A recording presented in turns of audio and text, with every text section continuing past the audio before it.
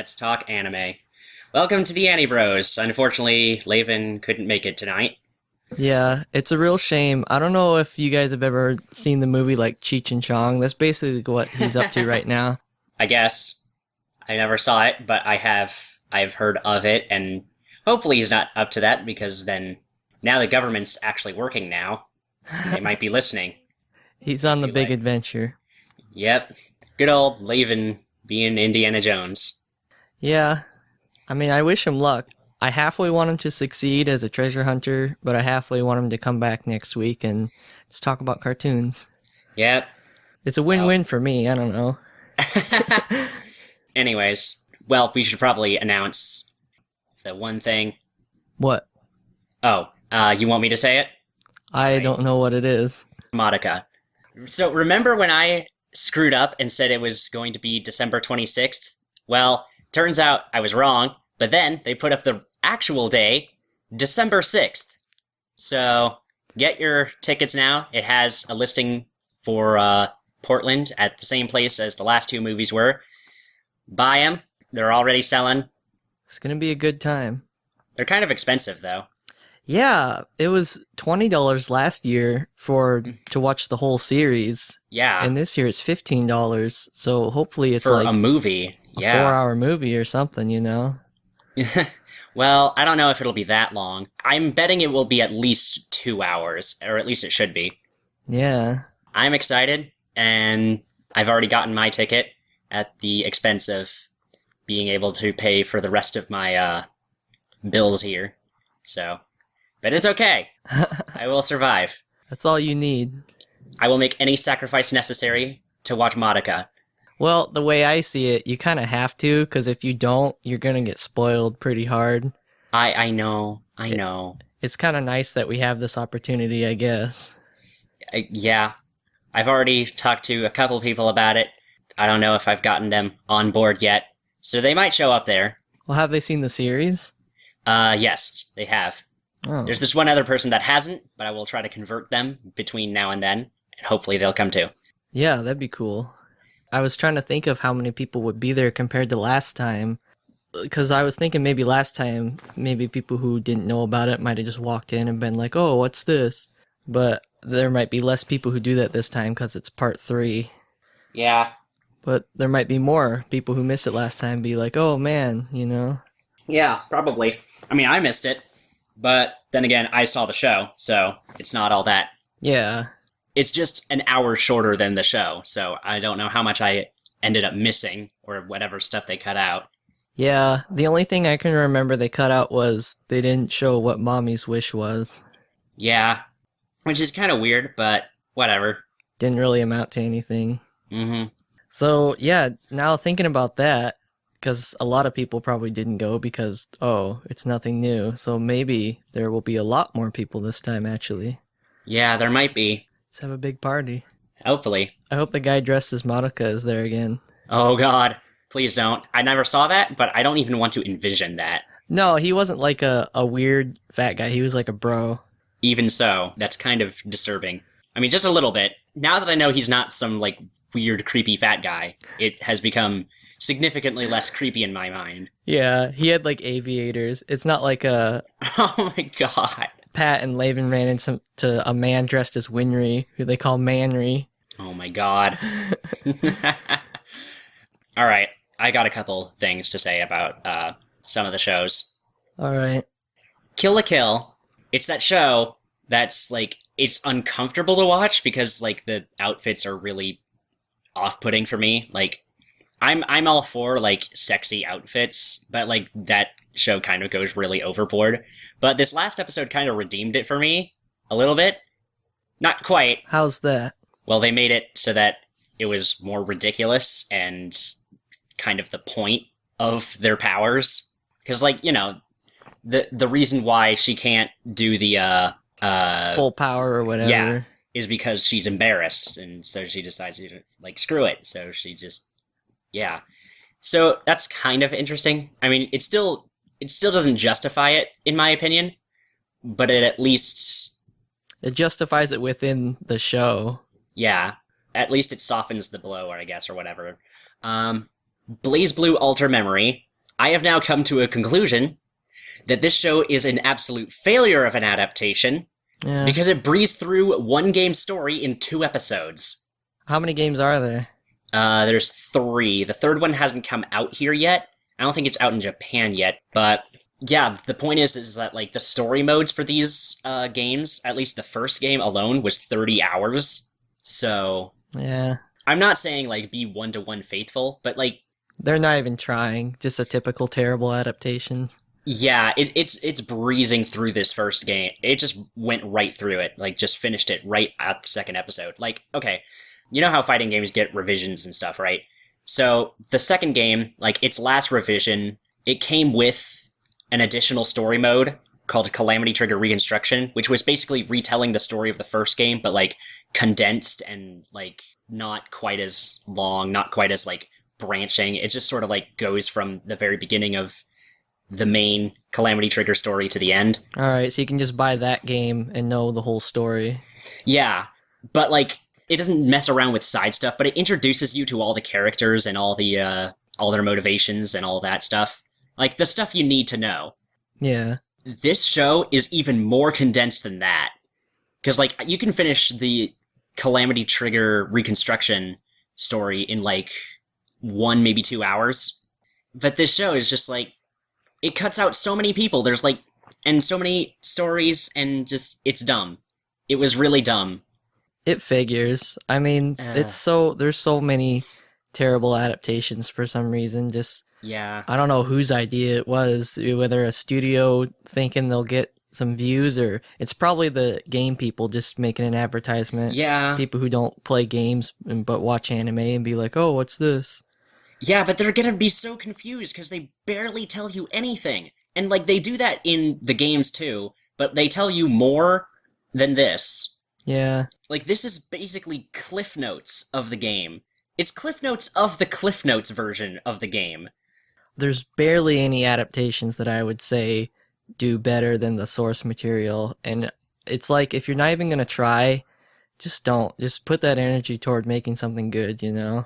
Yeah, I guess. I mean, it's weird because like I always saw on like weird forum boards like make Blaze Blue an anime and make a great anime. Like, well, here we are, and it's a terrible anime. Yeah. I had doubts about them stretching Calamity Trigger out to a full 12-episode show, but I didn't mean condense it into 2. I don't know, maybe make it a 6-episode OVA or something? Not, oh, let's get it done in 2 episodes and then the rest of it is... What are they going to do with the rest of it?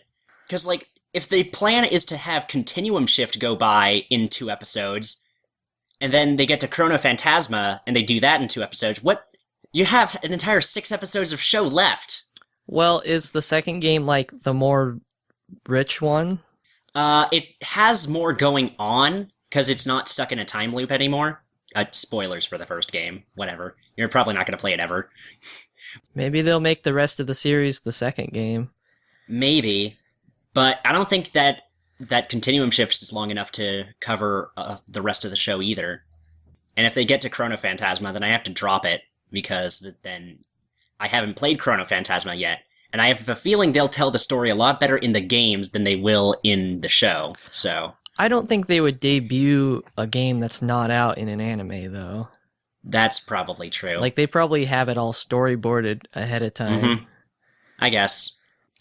This is terrible, though.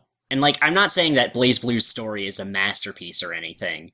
Because, like, it's definitely got its problems, and, like, the characters are kind of stereotypical. But I expected something better than this, is all. Yeah. It has terrible animation. Just really bad. It's really cheap. Do you know who's doing it? It's weird, because, like, they had anime cutscenes in the games, and, like, for the first game they got Gonzo, and they looked average. In the second game they got Studio Dean, and they looked terrible. Then, for, like, a couple new scenes in one of the revisions, they got Studio Dean to actually try, and it looked okay. And then, in the last revision of the second game, they got Production IG, and it looked amazing. Yeah. So, who are they gonna get for this show? How about Team KG and Hood's Entertainment? I never heard of them until now. Yeah, they must just be putting nothing into this anime adaptation. Probably. I'm trying to think. Trying to find out what else these guys have done because one of these studios has not done anything before. That would be Team KG. This is their first show. If it can help them sell just a Mhm. couple hundred copies, they'll be like, all right. As for Hoods Entertainment, they've mostly done pseudo hentai OVAs and have been in betweens on a lot of shows. I don't know. It's dumb. These guys suck. Well, are you gonna watch the whole thing? I guess I am because I'm curious as to how they're gonna fill out the rest of the show. Yeah, is it interesting enough, or is it just so bad that you find yourself just pausing the episodes and trying to do something else? Well, it's bad, but it's just I want to see how much more they can screw up Blaze Blue's story. So I guess I'm sticking around for that. Again, it's not great, but it's better than what the show is giving me. Whoever's doing the subtitles, Funimation's doing them actually. They started pissing me off a lot more now, because other terms that have translations already from the games, they gave them their own translations, and I guess they're more faithful because they're more literal, but they also sound dumber. Yeah, usually they're supposed to know the source material and keep everything in track. I've read interviews with people who, whenever they had to do a game adaptation, they play the games and all right, try to make it sound like whoever translated it first. Well, they did that with some of the terms, because there are a lot of terms from the games that they weren't translated literally, but it's okay because they sound cooler. Yeah. In the first episode, most of the terms were translated as they were in the games. Not everything was, but that's okay. It wasn't an actual term. But then, in this episode, they started making up a lot of other wrong translations for it, and it's just weird. I wonder how popular or successful it'll be. Yeah, I don't know. It's pretty decently, well, I wouldn't say popular in Japan, but it seems to do well enough. It has drama CDs and light novels already, and it has a visual novel spin-off. I just wonder if this is gonna sell any discs for Funimation, or if they're gonna try to dub it or anything. Yeah, I don't know. I kind of hope they don't. I hope they get the dub crew from that did the games, but they might not. I mean, they've done that before. Yeah. There's not a lot of American actors, so it's not hard to call them up and be like, hey man. They're in different locations, is all. Because Funimation's stationed in Texas, but the dub was done in California. Well, the games were. Yeah, but if it turns out to be a flop, they might not even dub it. Maybe. It all depends. We'll see from here. Yeah. Any other show that I wanted to talk about? Oh yeah, Golden Time. I haven't seen episode 3. It's weird. I was kind of thinking this was probably at least an average show so far. Episode 3 just got strange. I'll try not to spoil it, but it kind of sort of turns soap opera-y. Not entirely. It hasn't gotten that bad yet, but it's started throwing in soap opera-ish elements, and I don't know. I'm starting not to care much for it anymore.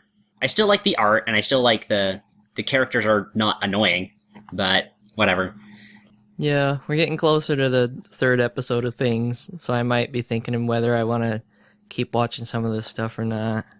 Yeah, right. Kill la Kill, I'm definitely going to keep watching, even if after 3 episodes it's really just apparent, because I thought the 3rd episode was they might change something up, but it's kind of shallow, but it's still fun to watch just because it's magical superhero whatever. They basically said at the end, they're like, I'm gonna send out a bad guy every week to try to get you. Yeah, that was essentially what they said, but you know what, it doesn't have to be deep for me to be engaged in it. You know what, because at least what they were doing right. Yeah. It's kind of sad to say that that's all it really takes to be the best show of the season so far. Maybe it'll start getting a little bit deeper, or have more of a plot going on, like Gurren Lagann. I wouldn't expect it from what I've seen. I would. I'd say that's definitely a possibility. might not be quite as like grandiose or as like chock full of characters or like themes or anything, but I feel like they might have something more than what's on the surface. At least I started seeing developments for stuff like that. Yeah, and it is two core, so I mean, it's likely. I keep comparing it to Panty and Stocking in my head, which was only one season, and that did develop a story at the very end. See? So that might end up happening. Yeah. I see it totally happening. Also, going to call this right now, Satsuki is not the scissor woman. She can't be. They can't make this obvious and have her actually be that. So, What do you mean the scissor woman? the scissor woman who killed Ryuko's dad. Didn't she like admit to it in the first episode? No. She said, "Why would I tell you anything? I have no reason to tell you anything about what's going on." Ryuko kept asking that question in the third episode. And she said, "I have nothing to say to someone who is so devoid of ambition." So that's why she said, "Fine, then I'll conquer your kingdom of Honoji Academy, and then you'll tell me." And she says, like, "Fine, then I will, if you can beat me." But they're making this, like, she can't be it. Yeah. Like, they can't have it be that simple, that easy. It's not. She can't be. If she is, then that's really lazy. I see some big twists where it's like, I don't know. Yeah, because another thing is, like, they're, like, the same age, right? Mm-hmm. And then didn't her dad die when she was little or something? Sorta, I think, yeah. So I don't know. Mm-hmm. The little girl killed him. Yeah. Calling it right now. Mako's the scissor woman. It's her, all along. Maybe. Alright. Anything else to say at all? People should check out Nokome.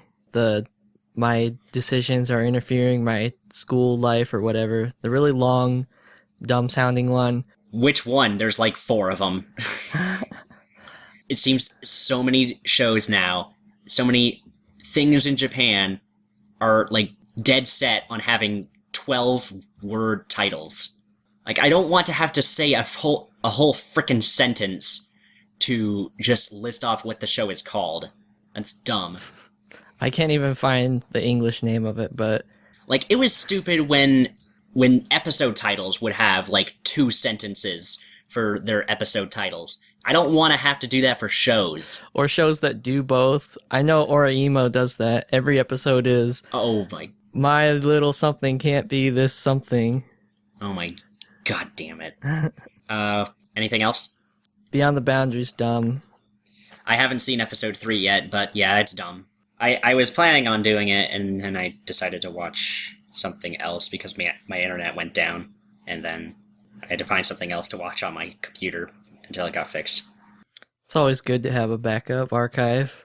Yeah. But, what do you want to do then? Abenobashi? I guess so.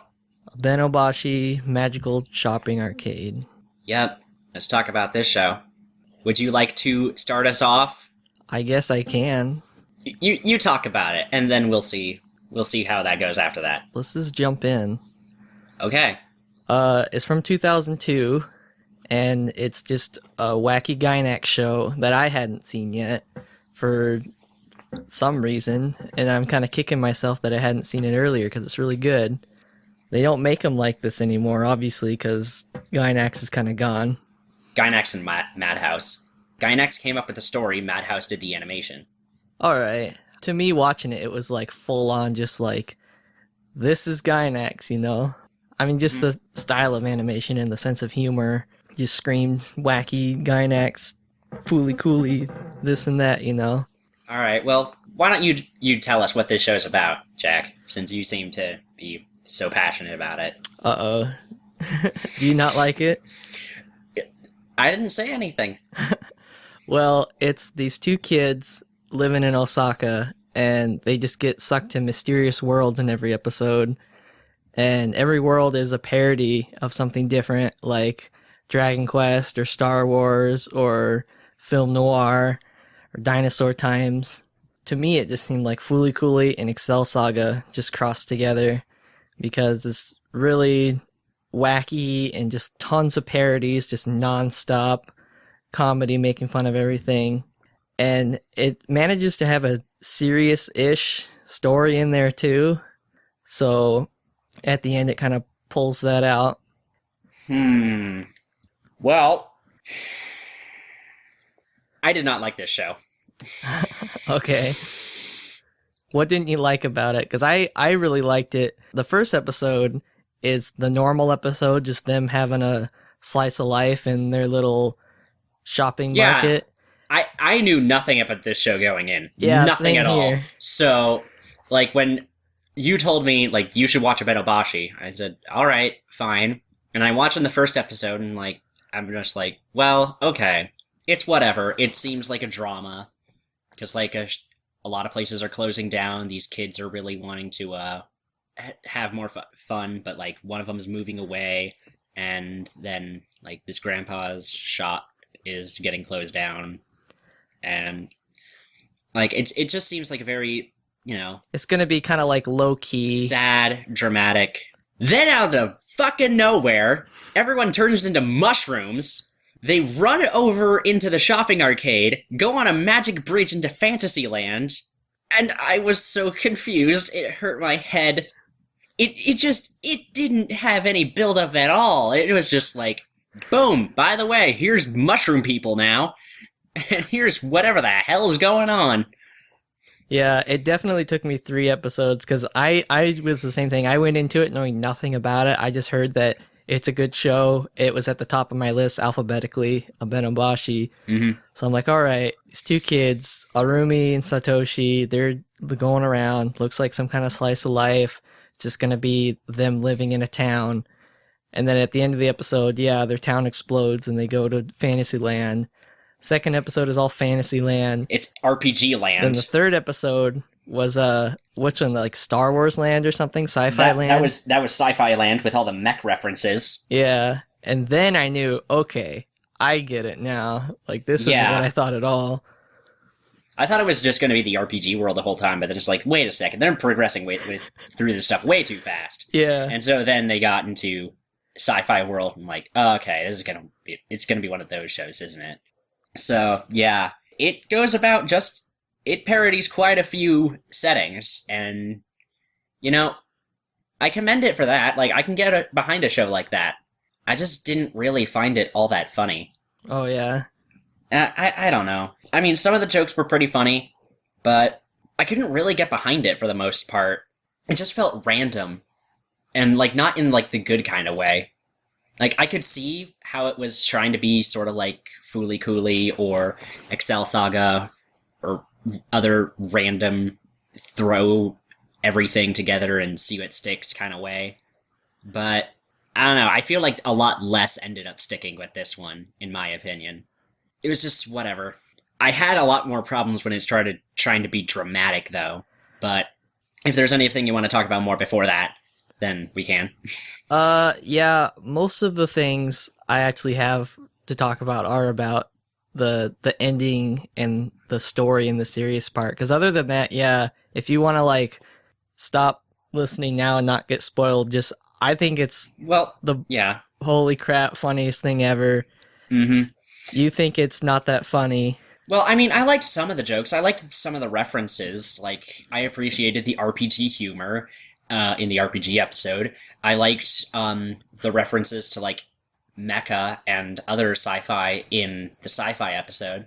Like, I even heard an Ava theme in the sci-fi episode, because, like, they have the same composer. Yeah, no, it was the exact same song when they're sliding down. I know, it was just like, trust me, I know my Ava soundtracks. I listen to that stuff all the time. So when I heard that start playing, I'm like, oh my god, is that an Ava soundtrack? Yeah. Oh, yes. Like, none of the references are subtle at all. It's just like... No, it's pretty in your face about it. Then there was the martial arts episode, which had references to Dragon Ball Z and Tekken and Fist of the North Star and Ranma Half. Yeah. Like I liked some of that stuff, I guess. What did they do after that? I think they went to a dinosaur world. I didn't know anything about that. Yeah, I can't remember. I think the dinosaur world, they were just hanging out with Mune. Yeah. Explaining about her. And I think that's when they met Eutis for the first time. No, Eutis they met in episode 2. Oh, yeah, that's right. He was the merchant person. Yeah. Then they went to the film noir world. That one was hilarious. Yeah, that one was okay. I didn't really understand why people shrunk and turned into chibi comedy characters when they were shot, though. Because it's basically like, if you're not a serious person in that world, you're dead to them. Well, then just be dead. Like, why have them turn into comic relief? Because, like, that was literally what happened. It's like, oh, you think you die? No, you turn into a frickin' joke. Yeah, which is It's basically like death in those kind of series, you know. It's like, oh, if you're just like the comic relief character, you're not as cool or as important as like the cool looking character. Right. Right, okay. And I loved it when Ottermy's dad was the sniper and he had like an assault rifle. Yeah, and hit nothing. So, Oh man. then it was the dating sim one. That was great. It was alright. Tokimeki Memorial. Oh my god. I don't know very much about those, so... At the end, like, the girl's standing underneath the tree, and he's like, wait, no, can I go back and get the different girl? Like, I want to make a different decision. I liked that too. That was pretty funny. Then there was, it wasn't really a weird world. It was actually just in, like, the Heian period. And then they did a fairy tale one, which was just okay. Magical girl, yeah. Yeah, fairy tale, magical girl, everything that appeals to girls. They had a military one, which God. which that one was pretty good. And then there's the Hollywood world, which it was probably my favorite. That's the best one. Namely because I got almost all of the references in that episode. I was dying. That was reference porn. This whole show is reference porn. It has so many. If you've played video games, if you've watched movies or TV shows, then you will. There's no way you won't be able to pick up on at least one reference in the show. If you have, you've officially been living under a rock. Yeah, I guess when you put it like that, maybe you should watch a lot of stuff and play a lot of stuff before watching it. Well, some of this stuff is just stuff that you might already know about at this point. Yeah, hopefully So- you know what Star Wars and Dragon Quest and things like that are. Well, yeah, if people don't know what Star Wars is, like, especially with the Hollywood episode, like, that was all references to American movies. So, like, if you don't get any of the references in that episode, something is wrong with your taste in movies. That one was packed tight. Like, they would switch, like, every, like, I know! 10 seconds. They would have, like, 4 references on the screen at once. Like, there was literally a scene where Snake Plissken was shooting Indiana Jones and dodging the bullets in Matrix time. Yeah. And then they're having, like, Die Hard on the roof, and then it collapses and turns into the Titanic, and it's like, okay. And then they all fall into the speed racer car Yeah. that has Knight Rider in it, and Doc Brown is telling him to go back to the real world. And they're all still, and, like, some of them are dressed up as, like, Freddy and... I forgot that his sister turns into Kit, and then they do Knight Rider. That was just, oh my... that was definitely the best one. I didn't really get all of the jokes in there, though. I guess one of the jokes was simply, Americans say fuck a lot. Hey, you fucking cheerleaders. Hey, fucking cowboy and fucking cowgirl, how the fuck you doing? Fuck, man, why don't I give you some fucking ketchup and some fucking mustard on these fucking hot dogs, and I'll sell them to you for 500 fucking yen. The kids are just standing there with their mouths open the whole time. Holy crap, that might have been the funniest one. I sound really excited when I'm talking about this, and, like, I know it seems like I really like it, but, like, I'm telling you that is the best episode that they had, and, like, that is the one where I laughed the most, but... Because shows, they live and die by their ending. Yeah, well, I had more problems throughout the show, actually, namely that I just didn't really like the main characters too much. Yeah, all the characters were just like, they didn't even make an attempt to really characterize them. Yeah. Especially in the first episode, how it like showed all of the characters, like Arumi and Satoshi and their family and stuff. Mm-hmm. And then in every episode from then, they were all in the worlds. But we don't know how these characters act normally, so it's like, Mm-hmm. I guess this is crazy, you know? Well, they had the flashback episode where they sort of explained things. Yeah, it flashed back to the past, like even before the first episode. Yeah, when they were talking and like there they were acting normally, but you know. Yeah. All right, so we'll probably be getting into the spoilers now. Yeah. That I got a ending. fucking drink right here. So, what do you think? I don't know. I get it, I think, but it could have been like way better. For me, I really like the show, but it's like somebody got like 99% on a test and then just like wrote "screw you" as the last answer. Kind of. I don't know. It was too like last second. It ignored everything that they were trying to build up. The ending just kind of like fell apart. I was like Oh. subconsciously expecting like, oh, Gynax ending. They're gonna like just tear it apart and just, do a funny, stupid ending. But it was like, I don't know. I guess technically it was that. I hate when this show tries to be serious. I hate it when it tries to be serious. Yeah. Because it's really... Because, like, they have a good idea. Like, they do have good dramatic moments. But when they go to the fucking Heian period, and then Eutis does his huge exposition dump, that's when it started getting bad. That's when it got really bad. I don't know. I was still kind of looking forward to it because I didn't need an explanation why they kept warping to other worlds, but then they started explaining it like, okay, there's Abenobashi is a magical land, and you guys messed it up and are warping around. I never really entirely understood their explanation. I mean, I did, but I'm not sure why Abenobashi itself is so special, and what the 4 statues have anything to do with it. Yeah, I think that was like just the earliest point in the timeline. It's like, for some reason, this is like a spiritual fault line, and he set up these 4 little magical points in the town to like equal it out, and then it was equaled out. He's like, okay. Yeah. And then somehow, cause Satoshi is his, well, let's just say grandson, right? For now? What, Eutis' grandson? Yeah. I don't know. No, well... I don't think so. I mean... Technically at the time, before the end happens, he's his grandson. The grandpa who's been living with him is just a guy they just found or something for some reason. So he was tricked the whole time who his granddad was, and his grandfather is like a magical guy. No, here's the thing. The grandpa, that's actually Arumi's grandpa.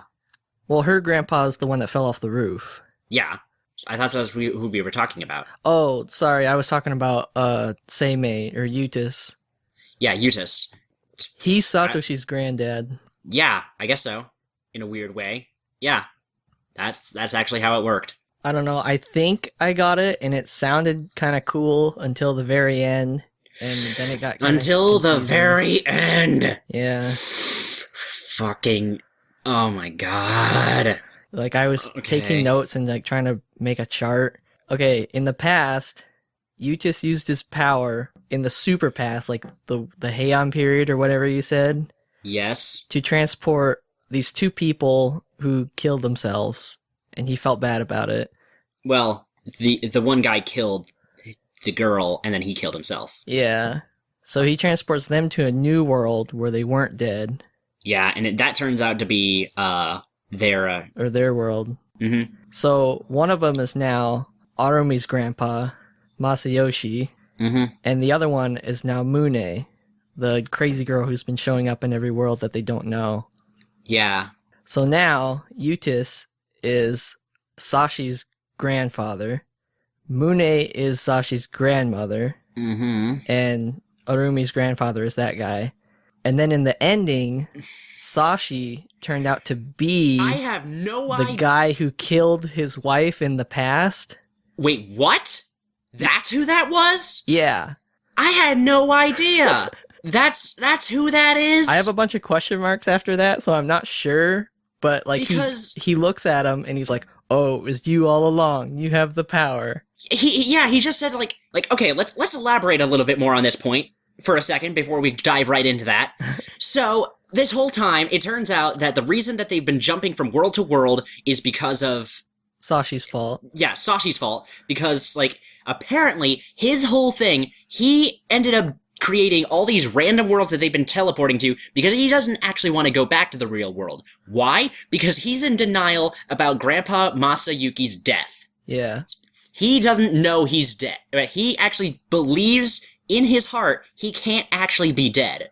So that's why he's been creating all these worlds where he's alive in them. Yeah, and he finds out halfway through, he's like, oh shoot, he fell off the roof and died. Yeah, in his head he thought, yeah. Yeah, he created a world for him and Arumi where, oh, he's okay, he's just in the hospital, but that screws up their world because of his magic powers.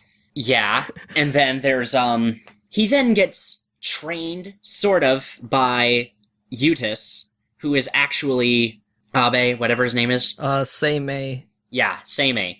He's based off a real person, and like rumor has it that he was an onmyoji. He was a mystic.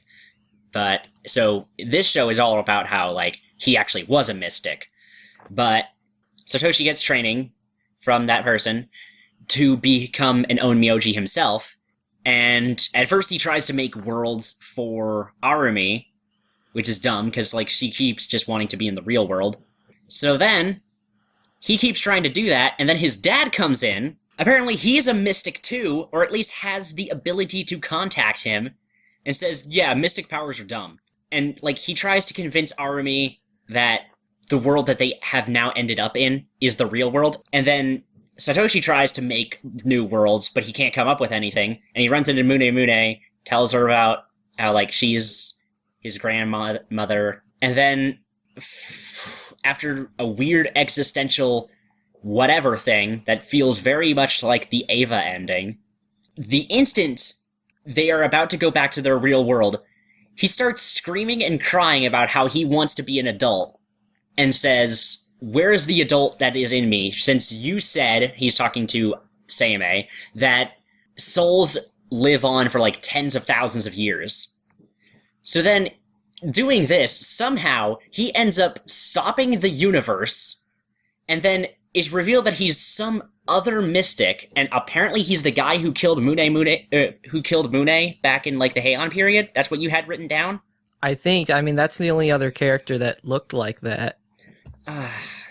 So then he discovers that, he awakens, does a weird thing, changes the entire world, they go back to their real world, and then the moment that the grandpa's supposed to die, he doesn't. And then Mune's there, and so is Seimei. And then everything's perfect. Also, the Arumi doesn't have to go to Hokkaido anymore, because like that was the thing she was doing too. Yeah, it's basically they just do an ass pull and a half of an ending. Just You're fix fucking everything. right. Fix everything. And that pissed me off the most about this show. It could have been that so much ending. better. Because here's the thing. What they were talking about throughout that episode was how Sashi, he needed to come to terms with reality. And grow up. He needed to grow up. He needed to be an adult and learn to let go. Accept things like death and your friend moving away. Because, like, the world isn't going to be the same forever. You won't be in the same place forever. You are going to you're going to leave where you grew up. You're going to change. People are going to change. And you can't run away and use your magic powers. But apparently he can. Because that's what he ends up doing. He unlocks the potential within him and changes the world, the entire world, to fit his perfect utopia where his grandpa's not dead, his friend doesn't have to go to Hokkaido, and they aren't getting closed down anymore. And then the end. The end. It could have been so much better if, like, they just accepted that Arumi's grandpa's dead, and maybe, like, they could have said, oh, she doesn't have to move now because of that or something. I guess. That might have been... And that can be the trade-off. It's like, alright, we learned a lesson about growing up and death and running away. But instead, he just uses the secret technique, and I think now he's, like, his own grandfather. Yeah, kinda. Because if he is the guy in the past... Mm-hmm. Okay, so he's X, and then Yutis used the secret technique to bring X back as Arumi's grandpa, right? I guess. Because he took those two dead people and brought them back as Arumi's grandpa and Mune, right? Mm-hmm. So if that guy is Arumi's grandpa, but then Sashi is also that guy, Mm-hmm. so they're the same person now? I don't know. I Like, don't they kind of, get like, it. unless I don't get it, which that might be the case, I think they kind of, like, made a mistake there. It was just, I don't know. This is the kind of, see, it is endings like this that just feel so counterintuitive and so immature and actually kind of offensive that made me hate Ride Back. That makes me think it's one of the worst anime ever. This isn't that bad. It's not as bad as Ride Back, because this actually had some redeeming factors, and like at least the rest of the show had its moments. It had its dull moments too, but it also had some funny jokes here and there. There's a quote. I don't know if you've ever seen Wilfred. What's that? Okay, you haven't. But, like, every episode opens up with a quote that has something to do with the episode. A quote from, like, some person. And, like, one of the episodes, called Letting Go, it was, like, the opening quote was, "Some of us thinks holding on makes us strong, but sometimes it is letting go." And, like, the simple fact that this show completely ignores that and just says, no, everything can be perfect and happy if you want it bad enough, then it's just... I hate it. It could have been so much better so easily. They were like 90% of the way there. And if they would have just changed the ending so that they accept what happened and didn't use the secret technique, you know. Mm-hmm. It's still, overall, I still like it because the bad part to me wasn't most of the show. Most of the show was just funny parodies. Yeah, that is the part that wasn't awful. I could tolerate it. Because, like, sometimes it was funny, and sometimes I just didn't care. Like, that was the feeling for, like, a good chunk of the show was just, whatever. Or maybe an occasional, that was kind of funny. And, like, episode 12 was much funnier, but then they followed that up immediately with episode 13. They were close. I guess. To me, yeah, but in the end, like, we can agree that the ending just kind of, I don't know, maybe that's why it's not as well known. Yeah. Some people actually love the ending because it's like it's sort of like, oh, haha, you stupid people trying to learn things. Shows shouldn't teach you to learn things. That's dumb.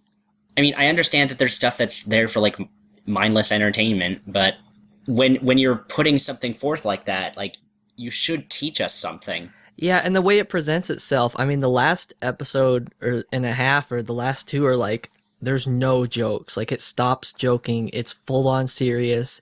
He travels to a realm where he has a talk with his dead grandma. His dad is explaining to them, like, time to come home and go to the funeral service. Like, grandpa's dead, you guys, and they're crying and everything.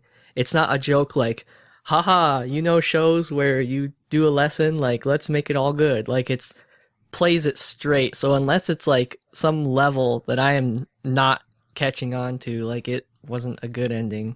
No, it was definitely the worst part of the show. It's kind of unfortunate. Again, I didn't like it nearly as much as you did. Yeah, I don't know. I just love comedy. I at least would have just said, like, it's a mediocre to average comedy if it wasn't for that friggin' dramatic storyline that they shoehorned in there. Do you think it's worth a try? Like, do you think most people might find something in it, or should they just watch something else? There's definitely an audience for this show. I mean, they reference so many things that they have to find someone that likes it. Because, like, if they're referencing RPGs, then, like, they get a slice of the RPG crowd. If they're referencing Dragon Ball Z, they got a slice of the Dragon Ball Z crowd. If they're referencing friggin' any Hollywood movies, then they got that crowd. Yeah. But I don't know if that's a case of too many cooks spoil the pot or what. So, give it a shot, see if you like it or not. Yeah. I thought it was super up until the end. And I thought it was just sort of teetering on average until the end. So, make your own decisions, you're individuals. And if anybody can explain the end, do it. it's not that the ending needs explanation. I know what happened. It's just that I hate the message it delivers. Unless somebody can, point out something I missed and it's like, no, like it was really this way. But I don't know. If I didn't catch it through the first viewing, it already made me dislike it, so too bad. Can I ask one thing, though? What's that? Maybe I missed this, but starting in, like, the third, maybe fourth world, something that kept popping up was something called Spot. What is that? What, you mean what he would call dogs? Well, there was the Triceratops, and he called that Spot. Did you watch the English dub? No, I watched the English dub for the first, like, 3 episodes, then I realized it was terrible, and switched to Japanese. But they still kept doing, I didn't catch the Spot references until, like, the prehistoric episode. Is this a common name for dogs? But they kept saying it for, like, everything, and I just thought to myself, like, I was wondering if there was maybe, like, a dog that was in the real world that was called Spot. Because, like, that was the only name, and it kept showing up in every world. They would always call something Spot. Because, like, even in the dating sim world, there was a girl who was searching for her dog, Spot. Or something called Spot. Because there was also a chicken in that episode that kept trying to kill Arumi, for some reason. Yeah. So I think it's just a little running gag. I don't think there's anything deeper, because in Japanese he's like, here Poochie, Poochie, come here Poochie, and Arumi would be like, that's not, like, why are you calling it Poochie? He's like, it's cute, and then, like, whatever it was would, like, hurt him. Oh, I guess we must have been watching different subs then, because I think I had the official subs. Well, I don't know, I could just hear him saying Poochie. Well, yeah, I guess... Is there anything else special or notable about this show that we need to bring up and mention? No. I think overall it's just a wacky Gynax show you should check out if you're into that sort of thing. Yep, I guess that's about all we can really say about Abenobashi. Cool, that was the end. Awesome. Next time on Anibros, Jack and I fight to the death. It's gonna be a battle royale. It is going to be a battle royale. Trust me, I know. And I have arguments prepared. But that will be for next time. Patrick's favorite anime comes under fire. Oh, Jesus. Oh, fuck. And then after that, there will be no more Anibros. Because I will have killed them all. You smell what he's cooking? See ya. See you later.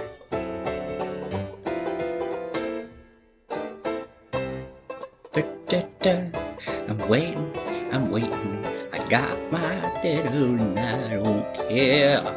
There's a bug somewhere over there. I see it on the blinds. I hope it's not one of those fucking bugs that's against my window near my room. I'm never opening my window again, 'cause there's a bunch of bugs stuck in my window between the screen and the glass. And that's just fucking creepy as weird in hell. I don't get it. Why are they attracted to that? It's like they have a nest there or something. It's disgusting. It's fucking gross. You guys live in filth.